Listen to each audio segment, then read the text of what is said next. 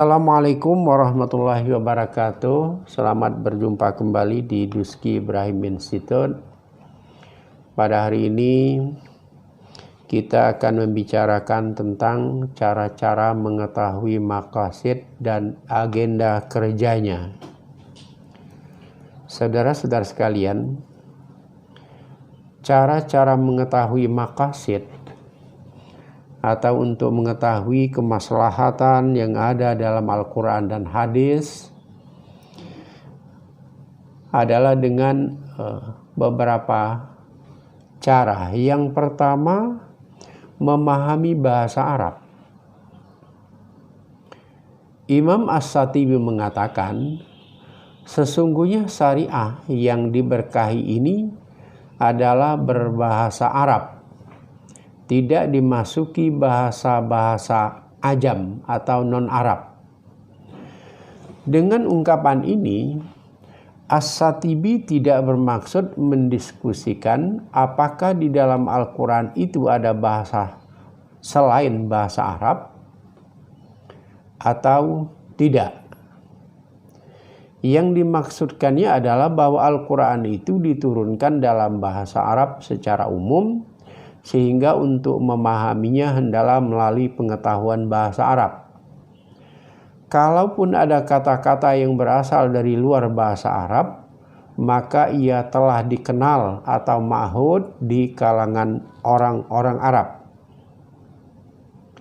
Hadis-hadis pun sebagai sumber hukum Islam kedua berbahasa Arab.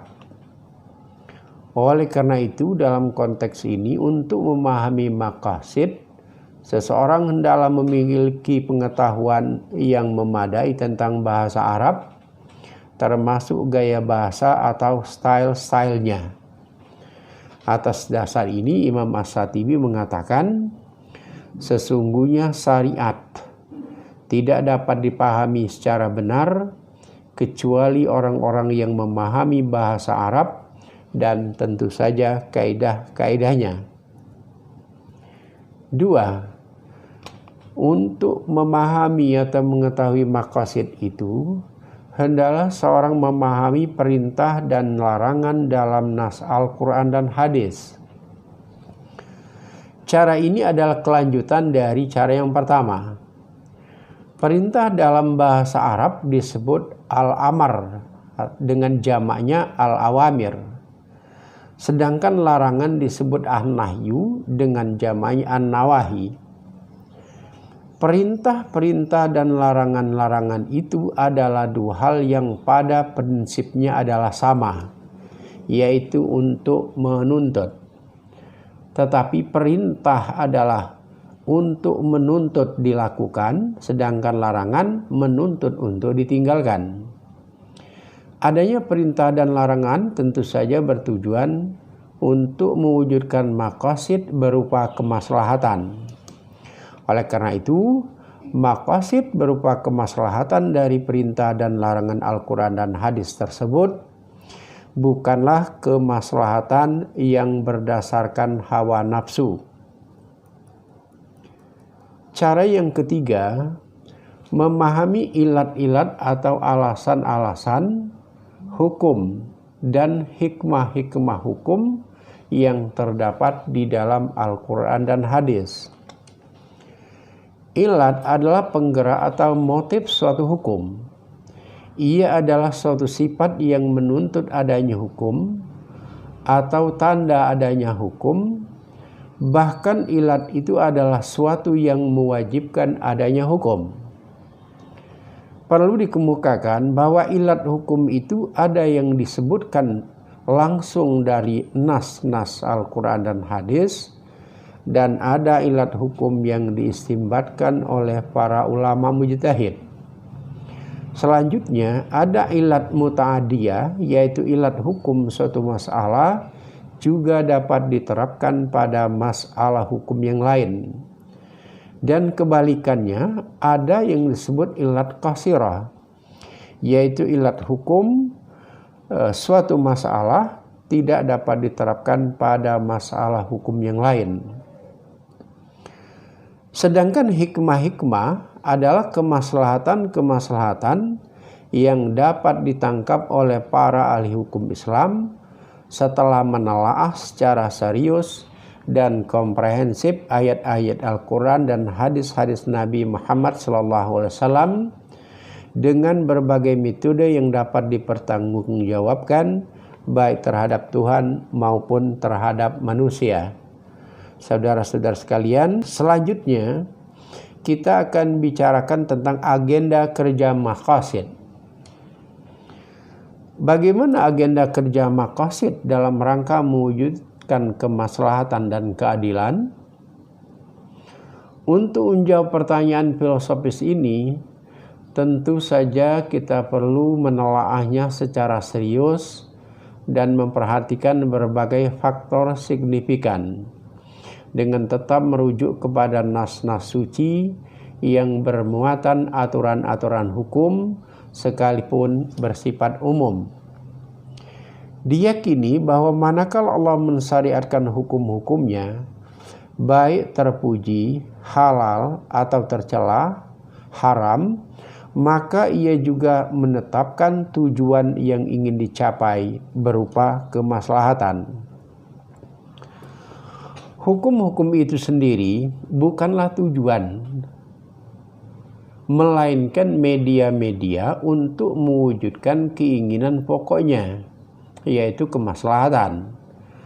Atas dasar ini, adanya hukum yang mewajibkan pelaksanaan sanksi-sanksi hukum bagi pelaku kejahatan pencurian umpamanya adalah untuk kemaslahatan berupa tercegahnya kejahatan. Tujuan utama bukanlah potong tangan atau cambukan. Artinya, apa saja yang dijadikan Allah dan Rasulnya sebagai aturan hukum adalah sebagai media untuk tujuan tertentu. Oleh karena itu, manakala situasi kontekstual atau qara'in ahwal belum memenuhi kualifikasi untuk terwujudnya kemaslahatan dan keadilan, maka pelaksanaannya wajib ditunda hingga situasi dan kondisi dapat teratasi dengan pasti. Saudara-saudara sekalian, Tuhan telah mengutus Nabi Muhammad SAW dengan membawa agama yang tujuannya adalah lisa'adatil basari fi ma'asihim wa ma'adihim. Artinya untuk kebahagiaan manusia dalam hidupnya sekarang ini maupun ketika ia telah meninggal dunia nanti. Untuk itu Allah memberinya risalah berupa kitab suci Al-Quran untuk dijadikan sebagai pedoman pokok. Dalam Al-Quran secara umum, demikian juga hadis walaupun sebagai penafsir, ada dua bentuk. Yaitu pertama disebut ayat-ayat universal atau kulliyah, yaitu ayat-ayat yang bermuatan kemaslahatan universal. Kedua, disebut ayat-ayat partikular atau juz'iyah, yaitu ayat-ayat yang bermuatan kemaslahatan partikular atau parsial. Sekaitan dengan ini, Imam As-Satibi dalam kitab Al-Muwafaqatnya mengatakan, Al-Qur'anu aksaruhu kulliyun la juz'iyun. Artinya Al-Quran itu kebanyakannya adalah kulli atau universal, bukan juz'i atau partikular. Selanjutnya, Nabi memberikan tafsiran-tafsiran atau bentuk lain mengiringi ayat-ayat tersebut, yang terkadang juga ada yang masih kuliah dan memang ada yang juz'iyah. Saudara sekalian, dalam pencarian maqasid yang bermuatan maslahat itu, melalui nas-nas para ahli hukum pada mula-mula dapat menggunakan dalil-dalil partikular, baik ayat-ayat Al-Quran maupun hadis-hadis Nabi.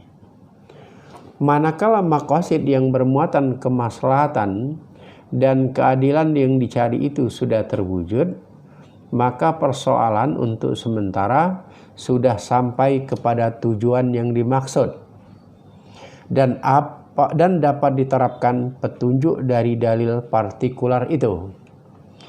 Tetapi manakala maqasid berupa kemaslahatan hamba dan keadilan tersebut tidak atau belum terwujud melalui dalil partikular atau juz'i, atau memang tidak ada dalilnya secara spesifik, diakibatkan berbagai faktor penyebabnya, maka seorang ahli hukum Islam dapat menggunakan dalil-dalil universal, umpamanya dalil-dalil yang terkait dengan musyawarah, keadilan, toleransi, persaudaraan, dan lain sebagainya.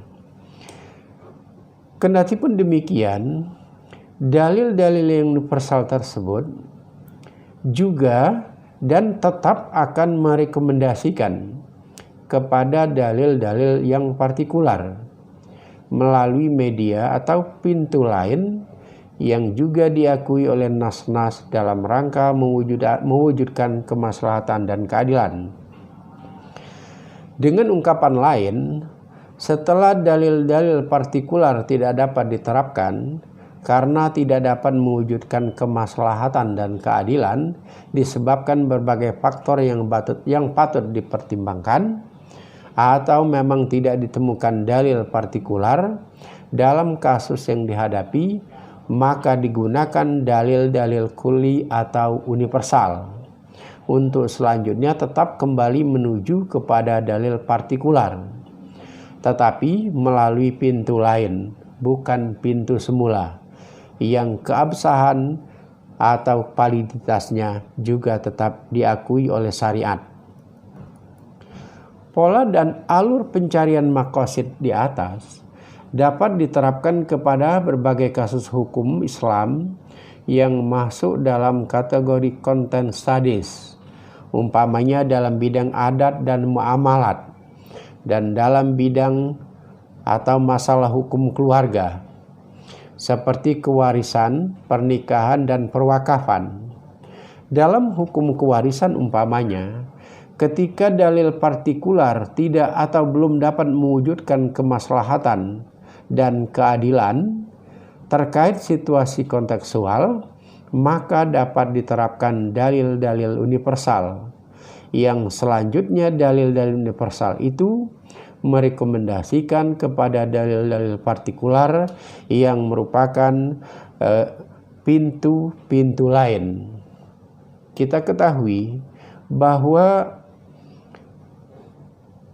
kalau kita melihat ayat-ayat yang partikular, maka pembagian waris itu untuk yang laki-laki 2 bagian dan yang perempuan 1 bahagian. Dalam suatu masyarakat tertentu, hal ini dianggap tidak maslahat atau tidak adil. Untuk itu, maka ahli hukum dia dapat melakukan ayat-ayat tentang musyawarah. Itu adalah ayat-ayat yang umum. Nah, ayat-ayat yang musyawarah itu nanti akan mengembalikan atau merekomendasikan kepada ayat-ayat yang bermuatan hukum partikular, umpamanya melalui hibah, hadiah, infak, wakaf, dan atau melalui pintu wasiat wajibah. Demikianlah, wallahu alam. Assalamualaikum warahmatullahi wabarakatuh.